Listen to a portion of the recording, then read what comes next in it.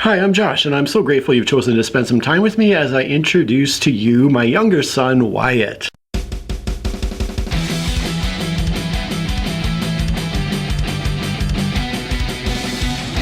Now, one of the many things that I really love about Wyatt is that he's kind of inherited this enjoyment of language and humor that I have. Both of us seem to enjoy playing with language, sort of being a little bit playful with it, twisting words for humorous or otherwise silly effects. And I'm very pleased that Wyatt has developed this trait, which is something that I enjoy as well. What really astonishes me, though, is that Wyatt, even before he was even 10 years old, is somebody who would invent his own jokes. So most of the jokes involved word play or puns, and most of the punchlines involved kind of have a little twist on words there. And so I've always been just impressed that even at a very young age, he had that talent and that kind of humor in him. So I guess I wasn't overly surprised a year ago when, at the age of 11, he came to me and said, I've signed up for the school talent show and I'm going to do a comedy routine with some of my jokes. And I was like, wow, okay, good for you. An 11-year-old doing stand-up comedy? What could go wrong? I mean, nothing really. It actually went super well. And so a few days ago, when the 2023 talent show was coming up, Wyatt again said, yeah, I signed up to do a comedy routine again. So at the age of 12, he got up in front of his school and did another routine and got some laughs again. And of course, I was there to record it. But the sort of general process that we went through is that Wyatt sort of collected some of his own original jokes, and then I gave him a bunch of my own personal favorite kind of dad jokes, I guess, and he went through them and picked out some of the ones he liked the most to include with his own original material. And then I took all of those jokes and tried to arrange them for him in kind of a format that had a decent flow where he could tell a bit of a story as he was going through the jokes. And then he kind of stood in front of me and did a bit of a rehearsal with the material so that we could then decide whether we wanted to edit out one or two of the jokes that maybe were funny on paper but didn't work quite as well when he was standing there saying the jokes. And from that, he formed his routines. So I'm going to show you both his comedy performances back to back. The first one was from a year ago when he was 11, and then the most recent one was from just a few days ago when he was 12 years old. So here is Wyatt.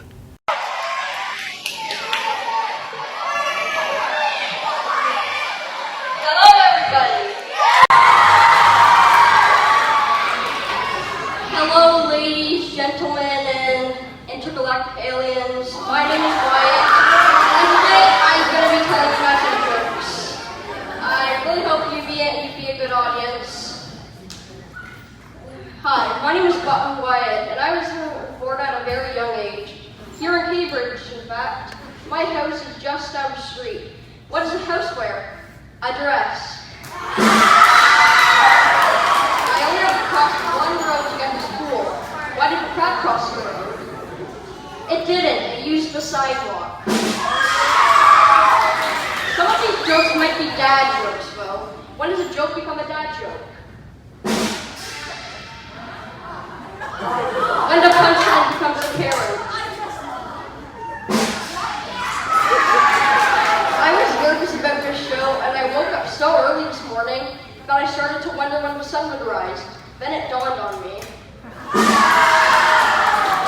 But unlike me, my friend the fish slept in, and he was worried he was going to be late for school. So he asked his other fish friend, "Excuse me, could you tell me what tide it is?"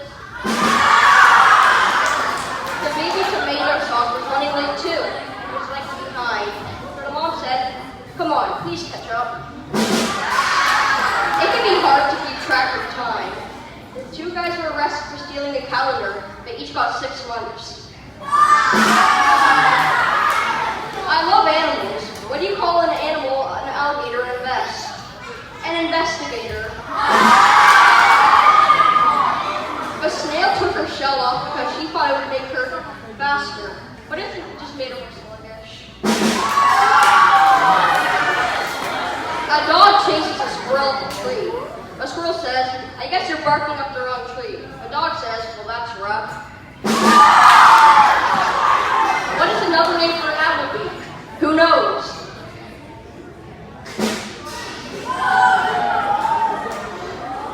I had a crush on a bug. I guess fireflies are just hot.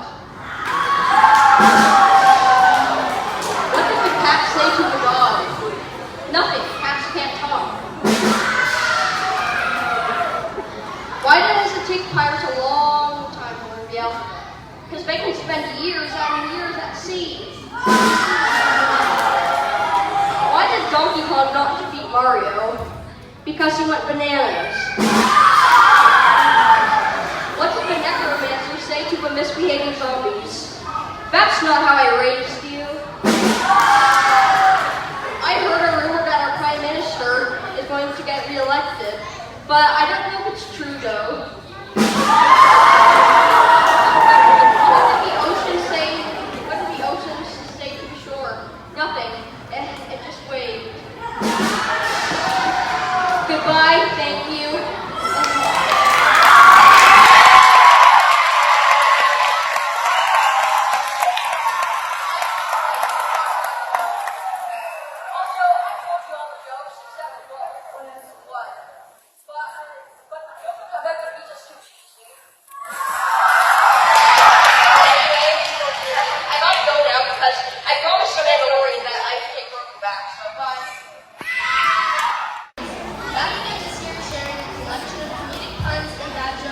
Wyatt.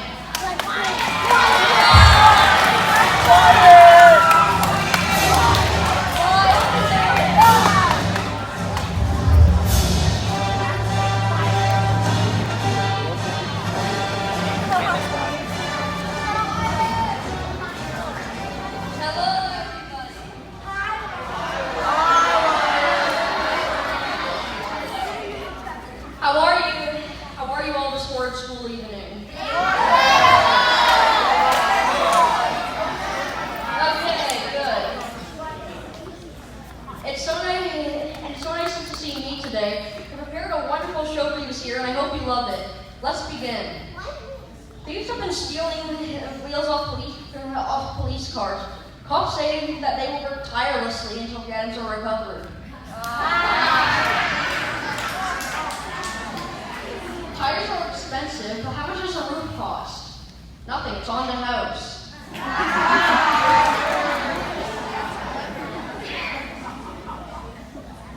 And why should you never ask a fly to help you with your chores? They're too buzzy. Two muffins are in an oven. The one says, it's so hot in here. The other says, talking muffin.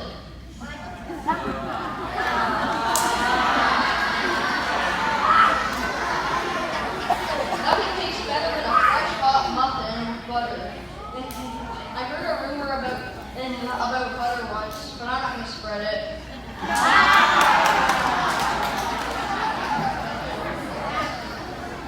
The other day, I played a game of chess with a leopard.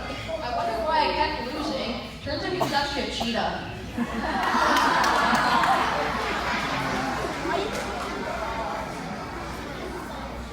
I love my parents, but when my mom tried to insist I stop impersonating flamingos, I just happened to put my foot down.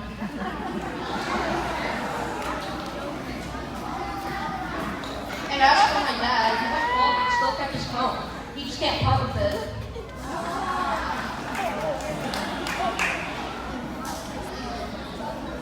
The other day I asked my dad, are we pyromaniacs?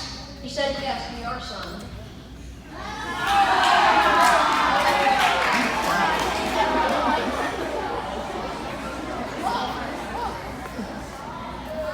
I also love getting out on the water. And actually, I just named my new boat. She's called Unsinkable too.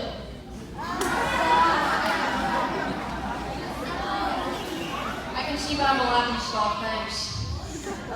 I recently overheard a conversation at the Army barracks. The drill sergeant said, I didn't see you on camouflage training today, Private. The private said, thank you, sir.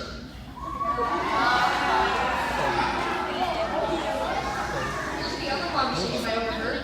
Two fish were in a tank. One turned to the other and said, how do you drive this thing?